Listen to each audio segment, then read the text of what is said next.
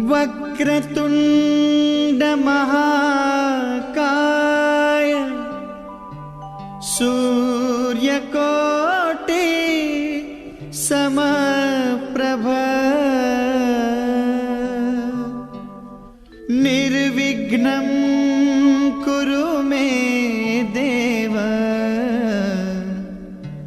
शुभ कार्येषु सर्वदा।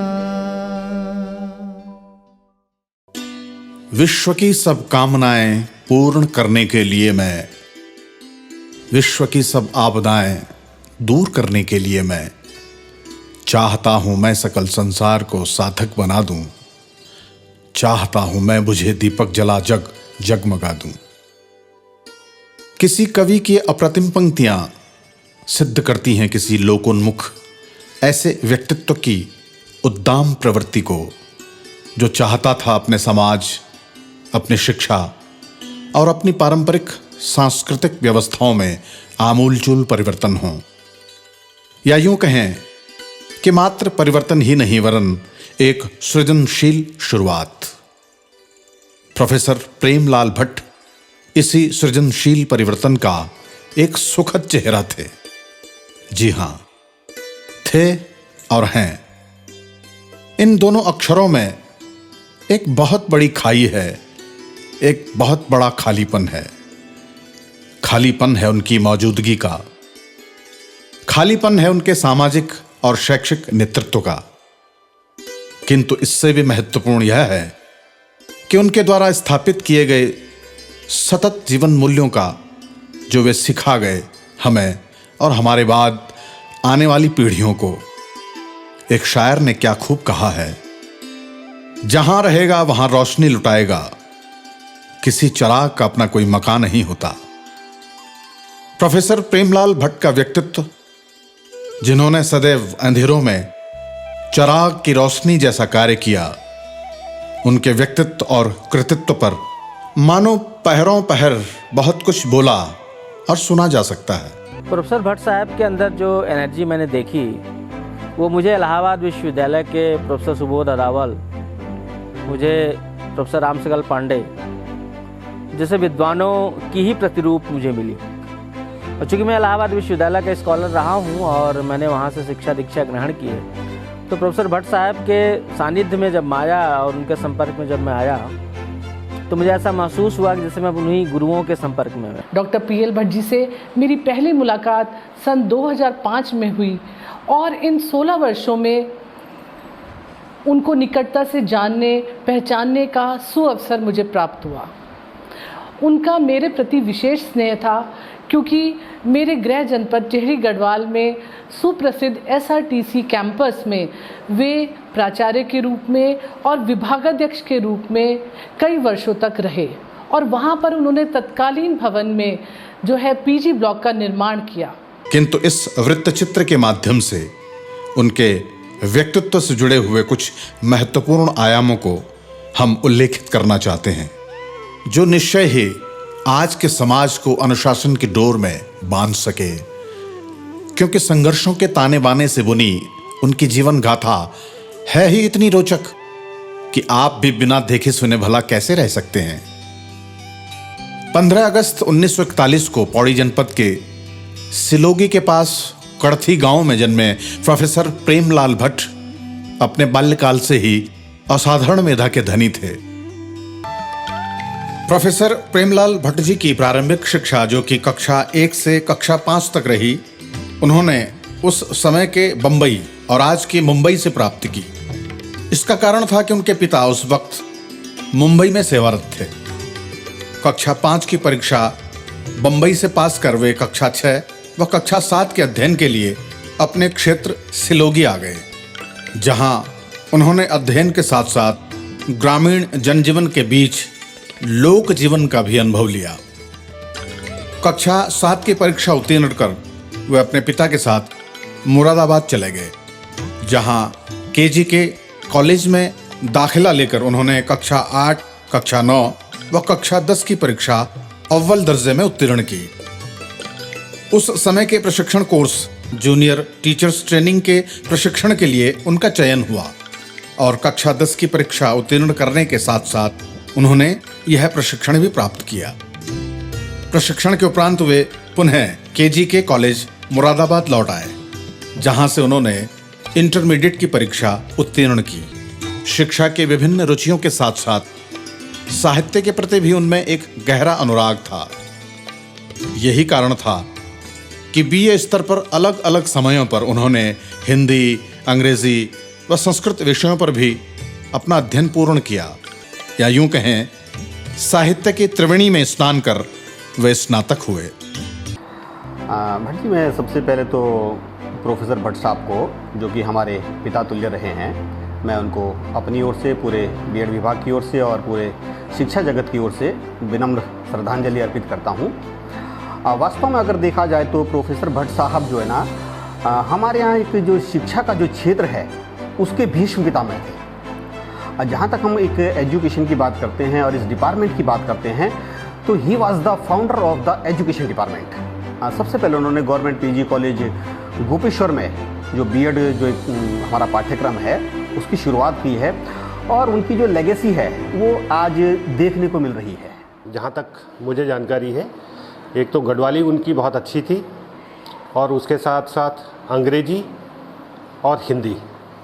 और जब कक्षा के बीच में वो छात्रों से बात करते थे तो बड़े सहज होके और ऐसे ऐसे शब्दों का प्रयोग करते थे कि हमारे जो छात्राध्यापक रहे, बाद में इग्नू के कुछ विद्यार्थी भी आए, तो उन्होंने भी उन शब्दों को और उस भाषा को पकड़ने का प्रयास किया। अपनी शिक्षा दीक्षा पूर्ण करने के बाद सर्वप्रथम सन 1970 में बतौर सरकारी अध्यापक उन्होंने अपना सेवाकाल प्रारंभ किया। सेवाक्रम में उनका सेवाकाल असाधारण व उत्कृष्ट रहा। 1 जुलाई 1970 से 4 नवंबर 1972 तक वे बीएड विभाग अल्मोड़ा डिग्री कॉलेज में प्रवक्ता रहे। 13 अगस्त 1970 से 1 जुलाई 1972 तक पुनः वे अल्मोड़ा स्नातकोत्तर महाविद्यालय में बीएड के प्रवक्ता रहे। 11 जून 1972 से 12 जनवरी 1976 तक वे राजकीय स्नातकोत्तर महाविद्यालय गोपेश्वर में बीएड विभाग के अध्यक्ष रहे। उनकी अद्भुत प्रशासनिक क्षमताओं को भांपकर गढ़वाल विश्वविद्यालय ने उन्हें 20 दिसंबर 1978 को स्वामी रामतीर्थ परिसर टिहरी का प्राचार्य नियुक्त किया। पूरे देश में उनकी पहचान थी। एनसीईआरटी ने उनको पुरस्कृत किया। वो देश के तमाम विश्वविद्यालयों के शोध उपाधियों के मेंबर थे। जो रिफ्रेशर कोर्सेज होते हैं उनके विषय विशेषज्ञ वो रहे। तमाम पीएचडी के जो मौखिक परीक्षाएं होती थी उनके वो एक्सटर्नल एग्जामिनर रहे। इसके साथ साथ विश्वविद्यालयों के कार्य परिषद के भी वो सदस्य रहे। तो एक समग्र मूल्यांकन हम अगर प्रोफेसर पीएल भट्ट का करें तो एक अच्छे शिक्षक, एक अच्छे प्रशासनिक अधिकारी, एक अच्छे सामाजिक सहकार वाले व्यक्ति, एक परिवार के अच्छे गार्जियन के रूप में उनकी भूमिका और एक अच्छे नागरिक के रूप में उनकी भूमिका, एक अनुशासन प्रिय व्यक्ति के रूप में उनकी भूमिका को हमेशा याद किया जाएगा। बतौर विभागाध्यक्ष 22 फरवरी 1980 तक उनकी उल्लेखनीय सेवाएं रहीं। इसी क्रम में 23 फरवरी 1980 को उन्हें राजकीय स्नातकोत्तर महाविद्यालय कोटद्वार के शिक्षा संकाय में विभागाध्यक्ष की महत्वपूर्ण जिम्मेदारी मिली, जिस जिम्मेदारी को उन्होंने 16 जून 1996 तक बखूबी संभाला। अपनी प्रशासनिक क्षमताओं को निरंतरता के साथ सिद्ध करते हुए वे विभिन्न पायदान छूते गए और इस तरह 17 जून 1996 को वे राजकीय महाविद्यालय गोपेश्वर के शिक्षा विभाग में विभागाध्यक्ष नियुक्त हुए। डॉक्टर प्रेमलाल भट्ट जी के साथ हमारे काफ़ी लंबे समय से संबंध रहा है। वो एक बुद्धिजीवी, शिक्षाविद, पढ़े लिखे आदमी, लेकिन उतने ही सहज और सरल भी थे। मुझे याद है जब वो यहाँ महाविद्यालय में भी पढ़ाते थे, गोपेश्वर में भी रहे और टेहरी में भी रहे, तो लगातार उनसे संपर्क रहा करता था। सबसे पहले तो शाम में उस दिवंगत आत्मा को, स्वर्गीय दिवंगत आत्मा को हार्दिक नमन करता हूँ। वास्तव में वो हमारे पड़ोस हो, नगर हो, शिक्षा जगत हो, मेरे विचार से तो सबके लिए एक प्रेरणा के स्रोत थे। बहुत आदर्श उनका जीवन। शिक्षा के क्षेत्र में तो कहाँ से कहाँ पहुँचे, हम लोग तो शायद कुछ भी नहीं जा सकते। बच्चों के मामले में बहुत आदर्श पिता रहे। बच्चे जितनी जो शिक्षा ले सके उन्होंने खुल के शिक्षा दी उनको, और आज अच्छे मुकाम पे सब है। अन्य लोग बेटियों के मामले में कहीं बेटियों को पीछे रखते हैं, लेकिन उन्होंने बेटियों पे विशेष ध्यान दिया शायद, और बेटियों को आज बहुत उच्च पदों पे पहुंचाया। 1 अगस्त 1996 को उन्होंने राजकीय महाविद्यालय कोटद्वार में बतौर प्राचार्य एक बड़ी जिम्मेदारी संभाली। छात्रों, अध्यापकों व कर्मचारियों के बीच स्थापित किए गए उनके अद्भुत और प्रशासनिक समन्वय को आज भी यहाँ के लोग पूरी शिद्दत के साथ याद करते हैं। अपने प्रशासनिक कौशल को विस्तारित करते हुए वे 25 अगस्त 1997 को राजकीय स्नातकोत्तर महाविद्यालय कांदला मेरठ विश्वविद्यालय में प्राचार्य नियुक्त हुए, जहां उनकी सेवा 30 जून 1999 तक जारी रही और शैक्षिक, अकादमिक और प्रशासन की एक शानदार पारी खेलकर वे इसी महाविद्यालय से सेवानिवृत्त हो गए। उनके इस पूरे सेवाकाल को उन्हें जानने वाले लोग, छात्र छात्राएं, सहकर्मी और अन्य सहयोगी उनके इस कालखंड को बहुत अद्भुत व असाधारण मानते हैं। मैं सबसे पहले डॉक्टर PS भट्ट जी को अपनी श्रद्धा सुमन अर्पित करती हूँ कि इस उम्र में भी, जिस पड़ाव में वो थे उम्र के, उस पड़ाव में भी मैंने देखा कि उनके अंदर करने की बहुत कुछ क्षमता थी। ठीक है, कोविड ऐसा समय आया कि मृत्यु शाश्वत है, लेकिन कोविड के कारण हुई तो थोड़ा सा ये दुख हुआ कि अभी शायद वो इस समाज के लिए बहुत कुछ कर सकते थे। और मुझे ये विश्वास है कि उनके बच्चे इस बात को, उनके जो क्रियाकलाप हैं, उनके जो कार्य हैं, उनको बहुत आगे ले जाएंगे। सर, मैं 2009 से यहाँ पे हूँ और उस समय हमारे यहाँ इग्नू B.Ed चलता था। तो सर, इग्नू में भी वो काउंसलर थे जब वर्कशॉप चलती थी, और IGNOU Indira Gandhi national open university जो है, उसमें जो एग्ज़ाम होते थे उसमें ऑब्जर्वर के रूप में भी सर ने 10 साल तक यहाँ पे कार्य किया। डॉक्टर PL भट्ट जी जो यहाँ जो राजकीय B.Ed संचालित होता है सन 1978 से, वे प्रथम विभागाध्यक्ष रहे।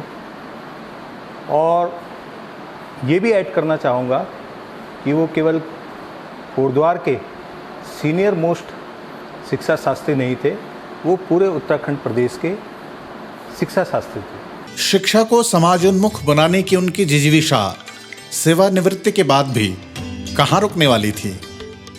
उत्तर प्रदेश के नजीबाबाद स्थित राम जैन बालिका स्नातकोत्तर महाविद्यालय में 7 जनवरी 1999 को उन्हें प्राचार्य की जिम्मेदारी मिली। अपने बेमिसाल प्रशासनिक कौशल की बदौलत इस संस्थान को उन्होंने पुष्पित और पल्लवित किया, और फिर इस सेवा को विराम देते हुए 30 जून 2006 को वे इस दायित्व से मुक्त हुए। टाइम्स ऑफ इंडिया समूह द्वारा स्थापित इस डिग्री कॉलेज में उनके द्वारा दी गई सेवाएं वहां के लोगों के मन मस्तिष्क में आज भी तरोताजा हैं। उनको जो विभिन्न नामों से जो हमारे घर में मेरे पिताजी उनको प्रेम कहते थे, मेरी माँ उनको बच्चू कहती थी, और मेरे ताऊ जी उनको कहानी कहते थे। वो कहते थे ये मेरी कहानी है, इतना प्यार करते थे। मेरे मामा मामी जब हमारे गांव में आते थे तो उनको जो है प्यारे लाल के नाम से संबोधित करते थे। सचमुच वो पिता के पहले पुत्र होने के नाते उनको बहुत लाड प्यार मिला, बहुत अच्छी परवरिश हुई उनकी, और धीरे धीरे जो है वो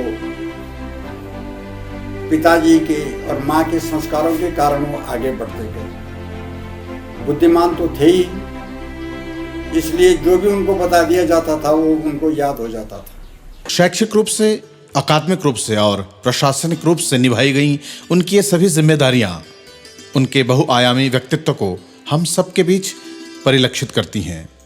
साथ ही सूचना देती हैं इस बात की भी कि संघर्षों की धमन भट्टी में पिघलकर किसी का व्यक्तित्व जब सोना बनकर समाज के मध्य जगमगाता है तो समाज में कुछ अलग तरह के रास्ते भी स्वतः ही बनते चले जाते हैं। शिक्षा के क्षेत्र के अतिरिक्त उनकी रुचि का क्षेत्र सामाजिक समभाव व संस्कृति ही रहा। पापा का एटीट्यूड था वो बहुत पॉजिटिव था। पॉजिटिव एटीट्यूड होने की वजह से वो हर समय ये कहते थे कि आप जब भी क्लासेस लो या जब भी किसी को बताओ या किसी तरह की भी आप टीचिंग करो तो आपका एटीट्यूड क्या स्टूडेंट्स के प्रति बहुत ही पॉजिटिव होना चाहिए, चाहे वो हायर एजुकेशन का बच्चा हो, चाहे वो कहते हैं मिडिल क्लास का बच्चा हो या किसी भी एजुकेशन का बच्चा हो। दूसरी बात उनके सबसे, चाहे हायर एजुकेशन में भी वो कहते थे कि अभी का टीचर जो है वो पहले के कंपैरिजन में मुझे ऐसा लगता है कि वो थोड़ा सा मतलब केयरलेस हो गया, स्टूडेंट्स भी और टीचर्स भी हो गए हैं। परिवार को सदैव एक महत्वपूर्ण इकाई के रूप में महत्व देने के सिद्धांत पर वे सदैव अडिग रहे। उनके प्रियजन बताते हैं कि उनके लोकोन्मुख व्यक्तित्व के निर्माण के गुण उनमें तब विकसित हुए जब वे अपने सेवाकाल के दौरान अल्मोड़ा में स्थापित हुक्का क्लब से जुड़े। 1920 में स्थापित इस क्लब में रामलीलाएं, लोकनाट्य, क्षेत्रीय सांस्कृतिक कर्म, ढोल सागर जैसी महत्वपूर्ण विधा में बहुत रुचि और पकड़ थी। प्रस्तुत वृत्तचित्र में प्रोफेसर प्रेमलाल भट्ट जी के निकटस्थ बंधु बांधव, सहकर्मी, उनके विद्यार्थी तथा उन्हें जानने वाले लोग अपनी अपनी तरह से याद करते हैं। जहाँ तक मेरा उनसे संबंध था, श्रद्धांजलि देना चाहते हैं। तो मुझको यहाँ पर लगभग 20 साल हो गए हैं और मुझे गर्व है कि मैं उनका पड़ोसी रहा यहाँ पर। मैं स्वयं शिक्षा विभाग से जुड़ा हुआ व्यक्ति हूँ। इस नाते भी ये जब वहाँ टेरी में बीएड के हेड ऑफ डिपार्टमेंट रहे तो मैं उस समय श्रीनगर बीएड कर रहा था 1977 में। तो तब से हम जानते हैं उनको एज ए गुरु के रूप में। इस फिल्म के निर्माण का उद्देश्य यही है कि हम उनके द्वारा किए गए कार्यों को याद करें और उन्हें सच्ची श्रद्धांजलि दें। प्रोफेसर साहब के व्यक्तित्व की बातें ही इतनी अनूठी रही हैं कि सब लोग उन्हें अपना अपना मार्गदर्शक, शिक्षक और प्रेरणा स्रोत मानते रहे हैं। आत्मविश्वास के खोए हुए लोगों में उनका आत्मविश्वास लौटाना, कमजोर व निराश्रित वर्ग के व्यक्तियों के पक्ष में रहना, ऐसे किसी भी व्यक्ति जिसे कि उनके ज्ञान व कौशल की आवश्यकता हो, सदैव उनके लिए तत्पर रहना मानो उनकी जन्मजात प्रवृत्ति हो। शैक्षिक संस्थानों, प्रशासनिक संस्थानों पर होते हुए विमर्श में जितनी उनकी चिंताएं रहती थी, उतनी ही चिंताएं उन्हें अपने क्षेत्र व समाज के लिए भी थी। यही कारण है कि क्षेत्रीय समस्याओं के साथ साथ वहां के जल, जंगल, जमीन पर भी उनका विमर्श लगातार बना रहता। समाज के किसी भी अग्रणी फोरम पर वे अपनी बात रखने में बहुत निपुण थे। द्वारीखाल के सिलोगी क्षेत्र के दुर्गम और कठिन भौगोलिक परिस्थितियों वाले कड़थी गांव के जीवन को सरल व सहज बनाने की उनकी अपनी कोशिशें अद्यतन रूप से सदैव जारी रही। वो सोच बहुत अच्छी है अपर गांव वास्ता, अपर धरोहर वास्ता। अभी भी वो है कि अपर पैतृक मतलब एक निर्माण भी होना चाहिए कि भाई कैसे कैसे कर लेता है वो कर ला। तो मतलब बुना मतलब इनसे कि वो मतलब हर चीज़ से अपन जड़ जमीन से जुड़े हुए हैं। इन्नी अभी जन बेटी सुषमन बोल कि भाई हमारी अब जन्मभूमि च हम कहीं भी माटी में रहो, हम कहीं भी क्षेत्र में रहो, हम देश रहो, विदेश रहो, लेकिन हमार जड़ ये पहाड़ बेटे जगह बेटे हम पले छा। बेशक हमार जन्म बाहर हुए वालो, लेकिन हमारे जो दादा परदादा छन हम तक कभी भी अपन विरासत भूलनी चाहिए। तो यही सोच डॉक्टर प्रेमलाल भट्ट जी के जो आदरणीय भाई साहब है हमारे बेटी सुषमन भी अभी ये बोल कि हमारे पैतृक धरोहर है, हमारे वंश और मेरे सोच भी वही है कि हम कहीं भी रहो, लेकिन हमारे जो जड़ च वे तक हम तक मूल तक कभी नहीं भूल चाहिए। उन कोशिशों के परिणामों को इस गांव तक पहुंचने वाली सड़क, बिजली, पानी और अन्य मौलिक आवश्यकताओं के फलित रूप में देखा जा सकता है। सामाजिक और धार्मिक रुचियों और उन पर स्वयं के द्वारा निर्धारित की गई उनकी उपलब्धियों में कड़थी गांव में स्थापित यह शिवालय खासा चर्चाओं में रहता है। समय समय पर जहां धार्मिक अनुष्ठान संपन्न किए जाते हैं। सर पहले तो अब हमारे जो पूरे पीढ़ियों दर पीढ़ियों योगदान रहा है, उसके बाद जब प्रोफेसर साहब अभी कुछ टाइम पहले उन्होंने ये वाले मंदिर बनाए यहाँ पे जो सामने पे है। तो ये अभी पूरा काम करा उन्होंने, उसके बाद यहाँ पे स्थापना होनी थी मूर्तियों की। उसके बीच में 17 मई को उन्होंने टाइम रखा था कि 17 मई को यहाँ पे हम भव्य आयोजन करेंगे, यहाँ पे भंडारा करेंगे, यहाँ पे बहुत बड़ा यज्ञ करेंगे। वहीं सिलोगी में उनके द्वारा स्थापित यह अतिथि गृह भी क्षेत्रीय लोगों के लिए स्वरोजगार के अवसरों की एक प्रेरणा के रूप में है। शिक्षा व साहित्य के बाद उनका प्रिय विषय था संस्कृति और उसका संरक्षण। समय समय पर विभिन्न शोध पत्रिकाओं, साहित्यिक लेखों, आकाशवाणी, दूरदर्शन पर होने वाली चर्चाओं में पहाड़ की सांस्कृतिक विविधताओं पर उनकी वार्ताएं सुनने लायक रहती थीं। उत्तराखंड की ढोल परंपराओं पर उनकी रुचि व अध्ययन भी उनके बहुआयामी व्यक्तित्व का एक अनुपम उदाहरण था। जो नाद है वो उसका संबंध शिव जी से जुड़ा हुआ है। शिव जो है आम वेद के देवता हैं, ढोल सागर के ज्ञाता हैं, और उन्हीं से हमारी धार्मिक परंपरा और हमारे जो अनुष्ठान से सभी विधि विधान है उनका संबंध ढोल सागर से है। ढोल तो इंडिया का, भारत का एक व्यापक यंत्र है, लेकिन उत्तराखंड में उसके प्रति हमारी अटूट श्रद्धा और सम्मान है। एक महत्वपूर्ण पड़ाव उनके जीवन में रहा उत्तराखंड शोध संस्थान। आज से लगभग 33 वर्ष पूर्व सन 1973 में गोपेश्वर, चमोली जिले में श्री गिरिराज शाह उप पुलिस अधीक्षक थे। ठाकुर शूरवीर सिंह पंवार, श्री चंद्रलाल शाह जैसे इतिहास व संस्कृति वेताओं का सौजन्य व स्नेह श्री साहाजी को प्राप्त था। डॉक्टर यशवंत सिंह कठौच उस वक्त स्थानीय राजकीय इंटर कॉलेज में प्रवक्ता पद पर कार्यरत थे। ये सभी व्यक्ति हिमालय की संस्कृति, इतिहास, साहित्य, कला आदि विषयों के अध्ययन में रुचि रखने वाले थे।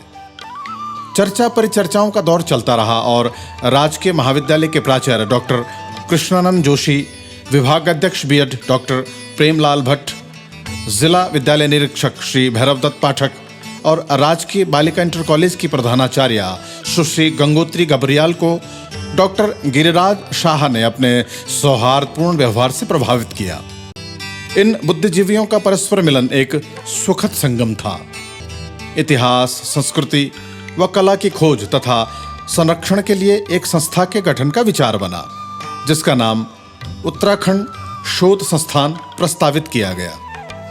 आज उत्तराखंड शोध संस्थान की उत्तरांचल, उत्तर प्रदेश तथा देश के अन्य प्रदेशों में लगभग 45 इकाइयों का विस्तारण हो चुका है। अपने शैक्षिक व साहित्यिक कर्म की इस सुखद यात्रा में तब एक दुखद पहलू उभर कर आया जब उनकी धर्मपत्नी श्रीमती सरला देवी को अचानक पक्षाघात की बीमारी ने घेर लिया।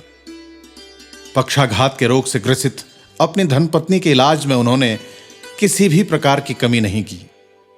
देश के नामी स्वास्थ्य संस्थानों में उन्होंने उनके उत्तम स्वास्थ्य के लिए कोशिशें की, मगर नियति को जो मंजूर था वही हुआ। 26 अप्रैल 2018 को उनकी धर्मपत्नी श्रीमती सरला देवी उन्हें व उनके परिवार को छोड़कर स्वर्ग सिधार गईं। 2018 में मेरी मम्मी भी ईश्वर के पास चली गई। उस समय वो बहुत बीमार थी, कई सालों से बीमार थी, लेकिन उन्होंने पूरे धैर्य के साथ उनकी सेवा करी और उनको किसी भी तरह से कोई कमी महसूस नहीं होने दी, जिससे कि उनकी विल पावर भी काफ़ी अच्छी हो गई थी, क्योंकि वो नहीं चाहते थे कि मैं इनको किसी भी तरह से कोई ऐसा कष्ट पहुंचाऊं, कभी बात के द्वारा या कभी सेवा में किसी भी तरह की कमी के द्वारा। तो हमने उनको उस समय भी एक मजबूत वृक्ष की तरह अडिग खड़े हुए देखा, क्योंकि हमारी मम्मी को बहुत ही लंबी बीमारी से वो जूझ रही थी। मैं जहाँ तक समझता हूँ या मुझे जानकारी है कि करथी गांव के वे प्रथम पीएचडी थे। मैं उन्हें बचपन से जानता था, क्योंकि अधिकतर वो शिक्षा, दीक्षा या नौकरी के क्षेत्र में गांव से बाहर ही रहे, लेकिन उनका गांव से इतना लगाव था कि वह महीने 2 महीने या व्यस्त के कारण साल में ज़रूर एक आध बार गांव जरूर आते थे। मगर ऐसा नहीं है कि अपनी धर्मपत्नी के स्वर्गवासी होने के बाद वे अपने कर्म में शिथिल पड़ गए हों, बल्कि उनकी समस्त गतिविधियां अबाध गति से चलती रहीं। सदैव की तरह ग्राम प्रांतर की चिंताएं, नगर की समस्याओं पर चर्चाएं, गली मोहल्लों के लिए उनकी सक्रियता तब तक बनी रही जब तक वे जीवित रहे। उनके इसी व्यक्तित्व के कारण उनके प्रियजन उन्हें याद करके तभी तो इतना भावुक हो जाते हैं। दादी जैसे हमको काफ़ी बार बोलते थे कि पढ़ने लिखने को बोलते थे। मीन्स जब भी हम पढ़ने के लिए बैठते थे तो हमेशा कमरे में आके बोलते थे कि बच्चों मतलब टीवी में फ़ोन में मत लगो, पढ़ाई करो, आगे बढ़ो। हर समय इनकरेज करते थे, बोलते थे मेरे को कि तुम एमएससी करना, बीएससी करना, उसके बाद बीएड एमएड करना, पीएचडी करने को भी बोलते थे कि मैं ठीक रहूँगा तो मैं तुमको पीएचडी भी करवाऊँगा। दादाजी मेरे बहुत विद्वान थे और मेरे दादाजी मुझे हमेशा अपनी पास्ट की कहानियाँ सुनाते थे कि दादाजी ने बहुत स्ट्रगल किया है अपनी लाइफ में। और मेरे दादाजी हमेशा मुझे पढ़ने को कहते थे ताकि मैं एक दिन बहुत बड़ा इंसान बनूं। दादाजी मुझे बोलते थे कि एक बार बस तो 12th पास कर दे, उसके बाद तेरे को जो सब्जेक्ट चाहिए वो तेरे को दिलाऊंगा मैं। दादाजी जैसे जब भी मैं फ़ोन आज भी जब भी मैं फ़ोन देखती हूँ मुझे ऐसा लगता है कि दादाजी ने मुझे बोला कि पढ़ाई कर ले, पढ़ाई कर ले। मैं दादाजी को बहुत मिस करती हूँ। जाते जाते सुबह सुबह वो उठते थे तो तुरंत योगा करते थे, फिर वो नहाते थे, फिर वो नहा धो के पूजा करने बैठते थे। Today I'm here to talk about my grandfather. Even today when I think of him, I hardly have any memories of him as an old man. Because I've always seen him as this young, vibrant, charismatic personality. His intellect was his identity. He was our strength. He still is our strength. He always motivated us for doing better in life. And he's always taught us to focus on solutions instead of problems. मैं अपने दादाजी को प्रणाम करना चाहता हूँ। मेरा नाम कौस्तुभ भट्ट है और मैं कोटद्वार में रहता हूँ। मैं अपने दादाजी के बारे में कुछ शब्द कहना चाहता हूँ। मेरे दादाजी बहुत अच्छे लेखक थे। वो एक बहुत अच्छे प्रोफेसर थे और कई जगहों के प्रिंसिपल भी रहे हैं। और मेरे दादाजी रोज़ सुबह सबसे जल्दी उठ के छत में जाके एक्सरसाइज करते थे। मेरे दादाजी सबसे फिट थे। दादाजी मुझे अपने बचपन की कुछ कहानियाँ भी बताते थे। अंततोगत्वा सहसा इस परिवार में एक अप्रिय घटना हुई जब ज्ञात हुआ कि प्रोफेसर प्रेमलाल भट्ट वैश्विक महामारी कोरोना बीमारी के शिकार हो गए। उनके साथ साथ उनके अनेक परिवारजनों का कोरोना पॉजिटिव होना भी एक बड़ी चिंता का विषय बन गया। ऐसे में उनके इलाज के लिए एक बड़ा संकट भी सामने आ गया। किंतु 15 दिनों के जीवन मरण के संघर्ष के बीच आखिरकार उन्होंने हार मान ली और 80 वर्ष की आयु में वे अपना भरा पूरा परिवार छोड़कर वैकुंठ धाम को गमन कर गए। परिवार में हुई यह अप्रिय घटना वास्तव में हर सदस्य को विचलित करने वाली थी। आखिर एक परिवार ने, एक समाज ने और एक बहुत बड़े उनके प्रशंसकों के वर्ग ने अपना अभिभावक, अपना शिक्षक, अपना मार्गदर्शक और अपना नेतृत्वकर्ता जो खो दिया था। गुरु जी बहुत ही बड़े आलिम, क्या बताऊं, वो तो मेरे दिल में बैठे हैं सन। बहुत बड़े आलिम है ना, अरे मैंने अब दुनिया में मुश्किल से 8 बजे सीतापुर में तो बहुत ही मुश्किल से बहुत बड़े मेरे को बहुत है। तो त्यार मुंड देखो में बस में त्यार से देखे होता है लगे नाले मिलने में बहुत कठिन आले कुछ बबरन ने दिए सको